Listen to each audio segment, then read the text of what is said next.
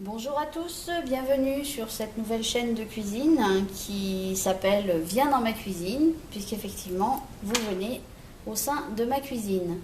Aujourd'hui je vous propose une recette très basique, la recette du gâteau au yaourt, que l'on va faire donc à l'arôme citron.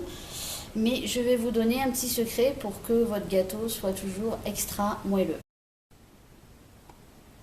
Alors, pour cette recette, il va falloir un yaourt au lait entier, donc arôme citron, deux citrons, la taille que vous voulez. Bon, là, j'en ai un qui vient du jardin, donc il est un petit peu ratatiné. Du sucre, de la farine, de l'huile, 3 œufs, de quoi graisser votre moule à cake et un sachet de levure chimique. Pour les ustensiles, donc j'utilise tout simplement un saladier, un fouet, un zesteur donc pour zester mes citrons, une mini maryse parce que c'est très pratique pour vider complètement le pot de yaourt et un moule à cake, sachant que le format est important, il faut vraiment un moule à cake classique, sinon le gâteau ne montera pas comme il faut. Alors donc on commence par vider l'intégralité du yaourt dans le saladier. Hop, et j'essaye de bien effectivement racler les bords parce qu'après on va s'en servir en fait pour doser les ingrédients. La farine, le sucre et l'huile vont être dosés dans le pot de yaourt. Une fois que j'ai fait ça, le petit secret c'est de mettre la levure dedans. Voilà, on verse le sachet de levure intégralement et en fait on mélange bien et vous allez voir que ça va faire une petite réaction chimique qui va faire que ça va mousser en fait. Et après moultes essais, je pense que c'est ça qui donne au final tout le moelleux au gâteau. Voilà. Donc je ne sais pas si vous pouvez bien voir les petites bulles. Voilà, vous voyez, ça fait une réaction et ça fait en fait des petites bulles. Et j'ai constaté que depuis que je fais le mélange dans cet ordre-là, le gâteau est bien plus moelleux. Ensuite, on va mettre tout ce qui est liquide. Donc, on va mettre les 3 œufs.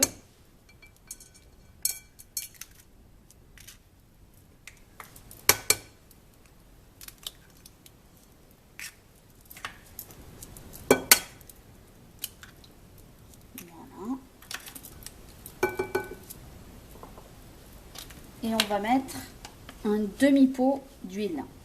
Un demi-pot de yaourt d'huile, donc. Hop, voilà. Et là, on va mélanger.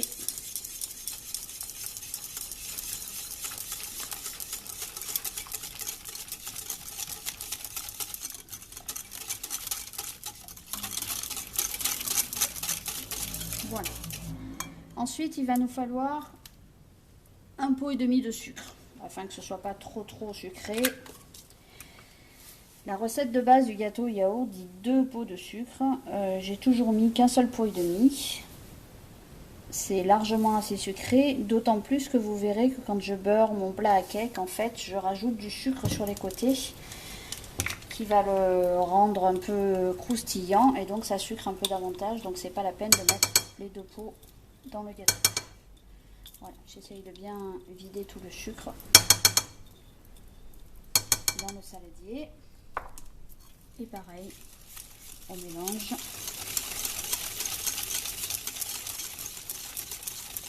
Voilà.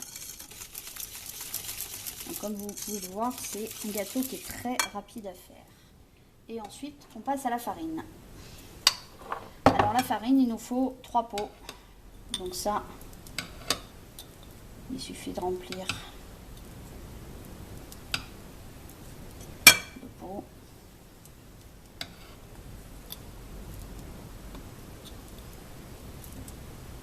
Donc, comme vous voyez, on n'est pas au gramme près.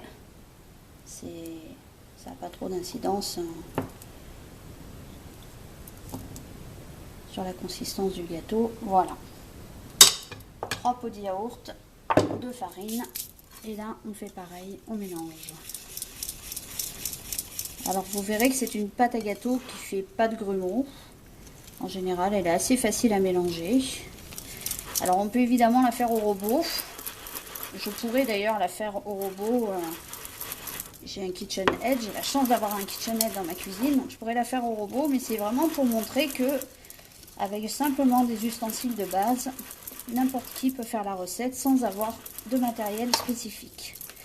Donc voilà, vous voyez, ça donne une pâte bien lisse qu'il faut bien mélanger, qui est vraiment très facile à faire. Je vais maintenant zester mes citrons.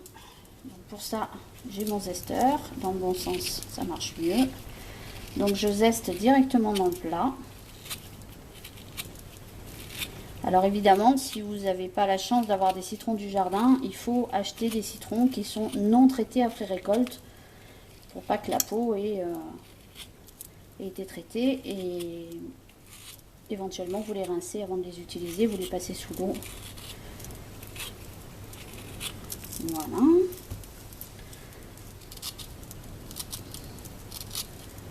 J'en zeste donc un second, qui ressemble pas vraiment à un citron.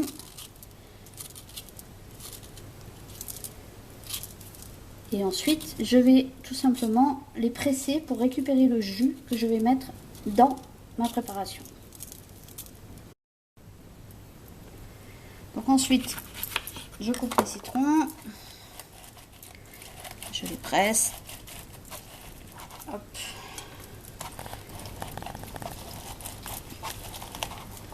Hop.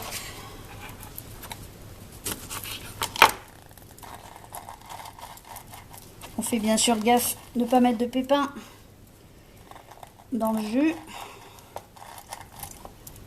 Voilà, et je verse mon jus dans le gâteau. Alors là, je vais pas tout mettre parce que ça fait pas mal de jus et j'ai peur que ça ramollisse trop la pâte et qu'ensuite qu'elle ait du mal à cuire.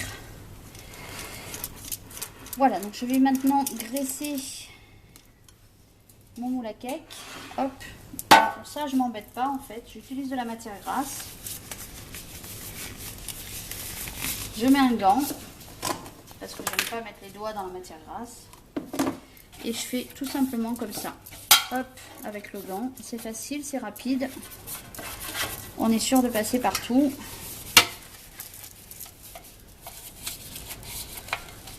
Voilà, alors l'expérience, je sais que le gâteau va pas monter tout en haut du plat, donc c'est pas la peine de monter. Et voilà. Et ensuite, je vais saupoudrer un petit peu de sucre à l'intérieur du plat, qui va venir adhérer sur toutes les parties que j'ai graissées. Donc je passe bien sur tous les côtés. J'en mets bien partout.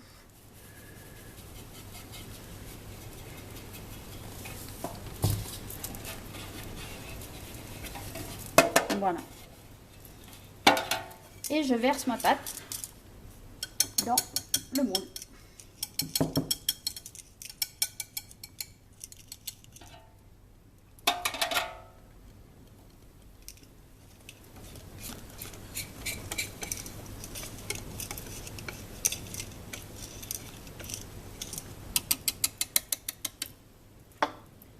Hop.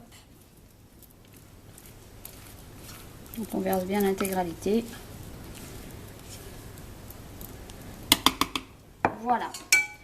J'ai allumé mon four à 180 degrés en chaleur tournante.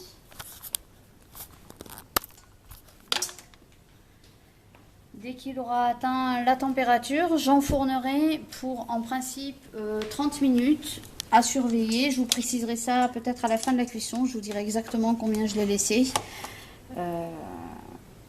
pour vous donner une indication fiable. Voilà, donc comme vous avez vu, le temps que le four préchauffe, c'est-à-dire ça prend 3 minutes, il y a déjà quelques bulles qui se sont formées, preuve que ça fait vraiment une pâte bien légère. Voilà, donc maintenant je vais enfourner. 180 degrés. Hop. Alors moi je le mets en haut de mon four parce que j'ai un four qui est en deux parties en fait. Donc je vais l'enfourner, je vais programmer sur 30 minutes. Et en fait, en milieu de cuisson, je vais surveiller si le gâteau commence à devenir vraiment trop cuit au-dessus. Je vais venir poser un morceau de papier sulfurisé pour qu'il puisse continuer à cuire, mais sans qu'il crame au-dessus. Voilà, donc rendez-vous dans 30 minutes. Donc là, on est à 20 minutes de cuisson. Je vérifie et je vois que ça a commencé à bien colorer au-dessus. Donc pour pas que ça crame, hop, je mets tout simplement un petit morceau de papier sulfurisé. Voilà, par-dessus. Il est déjà bien monté. Et je le remets et je reprogramme 10 minutes. On verra ce que ça donne. Alors on est à 30 minutes de cuisson. On va vérifier. Hop, avec un couteau. Voilà, impeccable, le couteau est propre. On peut arrêter la cuisson. On va le laisser refroidir tranquillou avant de le démouler. À tout à l'heure. Voilà, donc on a laissé refroidir le gâteau. Maintenant, on va le démouler. Donc on décolle bien les bords. Hop. Et ensuite, on va le retourner. Et voilà. Hop, vous voyez, il est bien cuit, il est bien uniforme. Et on va en couper un morceau, ça vous permettra de voir l'intérieur. Il est extrêmement moelleux. Voilà, et vous voyez, ça donne quelque chose d'aéré et de très sympa. Voilà, à bientôt pour une prochaine vidéo.